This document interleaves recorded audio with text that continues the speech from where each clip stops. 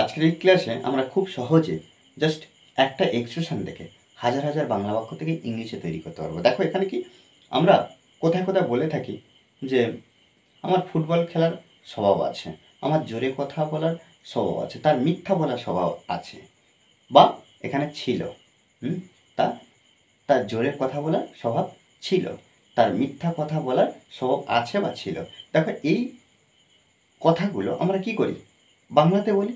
এগুলো আজ থেকে আমরা কি করব, খুব সহজে ইংলিশে বলার চেষ্টা করব। দেখো এখানে দেখার বিষয় কি, স্বভাব।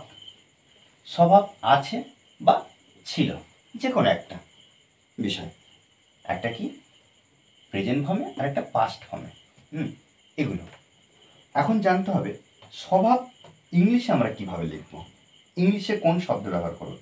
কি করব, টেন্ড টু ব্যবহার করব। বাক্যের ক্ষেত্রে আমরা কি করব, টেন্ড টু অর্থাৎ স্বভাব। কিভাবে, দেখো আমার ক্রিকেট খেলার স্বভাব আছে, তাহলে আমরা লিখতে পারি কার আছে, আমার আছে, সাবজেক্ট আই টেন্ড টু খেলার। দেখো এই যে টেন্ড টু, এরপরে আমরা কি করব, যে ভার্বটা ব্যবহার করবো, আরেকটা যে ভার্ব আছে, দেখো স্বভাব আছে, এটা কিন্তু একটা ভার্বের মধ্যে পড়ছে। ভার্ব, তাহলে আই টেন্ড টু প্লে, এটা V1 এ লিখলাম। তাহলে আই টেন্ড টু, আমার স্বভাব আছে খেলার, ক্রিকেট।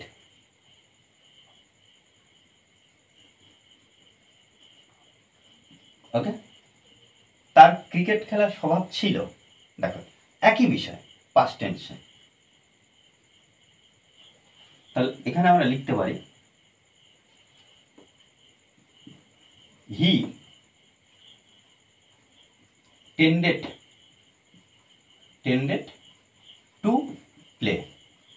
দেখো টেন্ডেড, হি টেন্ডেড টু প্লে। দেখো টুর পরে আমরা যে ভার্ব আরেকটা ব্যবহার করছি, সেই ভার্বটা কি করতে হবে না, প্রেজেন্ট ফর্মে V1 ফর্মে আমরা লিখতে হবে। দেখো হি টেন্ডেড টু প্লে ক্রিকেট। ওকে, কেন, কারণ দেখো এখানে টুর পরে আমরা কখনো ভার্বের পাস্ট ফর্ম ব্যবহার করি না, আর এখানে দেখো অলরেডি টেন্ডেড আমরা ব্যবহার করেছি। আমার বন্ধুর ঝগড়া করার স্বভাব ছিল, তাহলে my friends.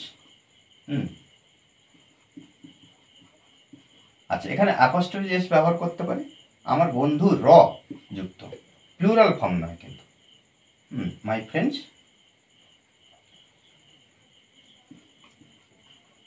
টেন্ডেড to quarrel.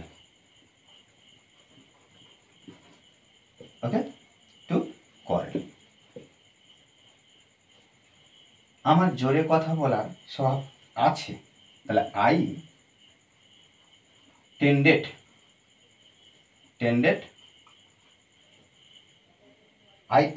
Two, এই যে দেখো কথা বলার এটাই ভার্ব, তো আই টেন্ডেড টু টক জোরে, লাউডলি। ওকে, তার মিথ্যা কথা বলার স্বভাব আছে। এই বাক্যটা আমাকে কমেন্টসে তোমরা জানাও, যাতে আমরা নিজেরা একসাথে প্র্যাকটিস করতে পারি। মনে রাখতে হবে যে কি, প্র্যাকটিসের বিকল্প কিছু নেই। ওকে, আর এই ক্লাসটি যদি ভালো লাগে অবশ্যই লাইক কমেন্ট শেয়ার, আর যারা এখনো পর্যন্ত এই চ্যানেলটি সাবস্ক্রাইব করেননি তারা অবশ্যই চ্যানেলটি সাবস্ক্রাইব করে পাশে থাকবেন। Okay, thanks for watching this video.